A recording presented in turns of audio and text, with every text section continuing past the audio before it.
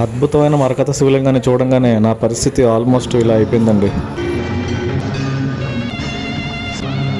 Hello viewers, welcome back to our channel Roll Crime Entertainments. నేను మీ వంశీని.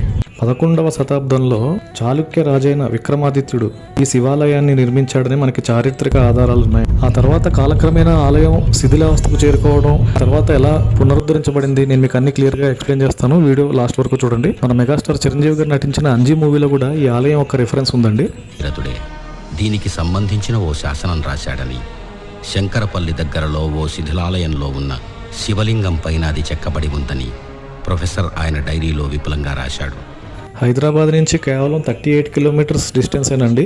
Almost 1 year నుంచి టెంపుల్కి విజిట్ చేద్దామని ప్లాన్ చేసినా కూడా కుదరలేదు. అంటే శివుడాజ్ఞ లేనిదే చేయమైనా కుట్టదంటారు కదా, మేబీ అలా అనుకుంటా. లొకేషన్ వచ్చేసి శంకర్పల్లి మరకత శివాలయం అని పెట్టచ్చండి గూగుల్ మ్యాప్స్లో. అండ్ ఇది విలేజ్ వచ్చేసి చందిప్ప విలేజ్ అంటారు. అద్భుతమైన విలేజ్ అండి. గ్రామం అసలు ఎంత ప్రశాంతంగా ఆహ్లాదంగా ఉందంటే, గ్రామంలోకి అడుగు పెట్టగానే అసలు ఒక డివోషనల్ ప్లేస్లోకి వచ్చినట్టు మనకి అర్థమైపోతుంది. సో 11వ శతాబ్దంలో విక్రమాదిత్యరాజు ఎంతో అద్భుతంగా నిర్మించిన ఈ ఆలయం కాలక్రమంలో శిథిలావస్థకు చేరుకుని దాదాపు 2007వ సంవత్సరం వరకు 2007 వరకు కూడా శిథిలావస్థకు చేరుకుని కంప్లీట్గా అసలు పూజలు కూడా ఆగిపోయినాయండి. ఇక్కడ జరిగిందండి అద్భుతం. 2007లో నరేష్ కుమార్ అనే భక్తుడు శివరాత్రి రోజు ఆ చందిప్ప గ్రామానికి రావటం, ఉదయం పూట అక్కడ వెళ్ళి అతను చూస్తుండగా గుడిలాగా అనిపించటం, అక్కడంతా పాడుబడి ఆ పరిసర ప్రాంతాలన్నీ క్లీన్ చేద్దామని అనుకుని అంతా క్లీన్ చేస్తుండగా అక్కడ ఒక శివలింగం లాగా ఆయనకి కనిపించింది.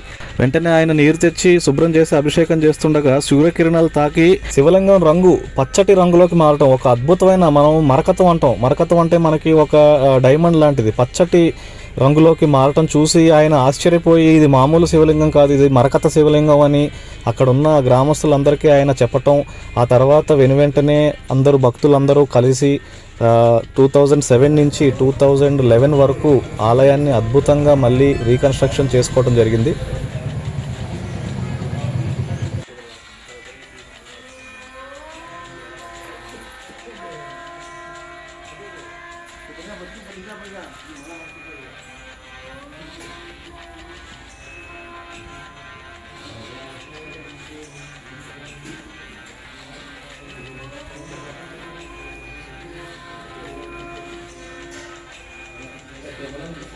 మనం ప్రతి గుడిలో ప్రదక్షిణ చేయడం, చుట్టూ తిరిగి ప్రదక్షిణ చేస్తాం, కానీ ఇక్కడ కొంచెం డిఫరెంట్గా ఉంటుంది. ఆ పాత్ మనకి ఇక్కడ ఇమేజ్ రూపంలో ఇక్కడ గుడి ముందు పెట్టడం జరిగింది.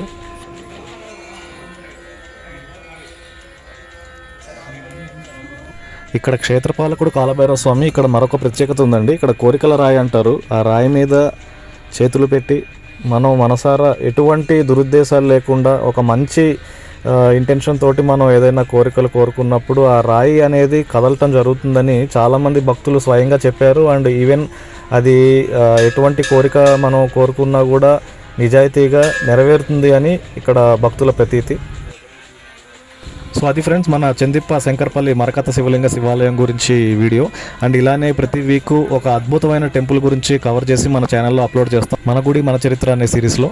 సో అందరికీ షేర్ చేయండి, ఛానల్ సబ్స్క్రైబ్ చేయండి. And thank you so much for watching.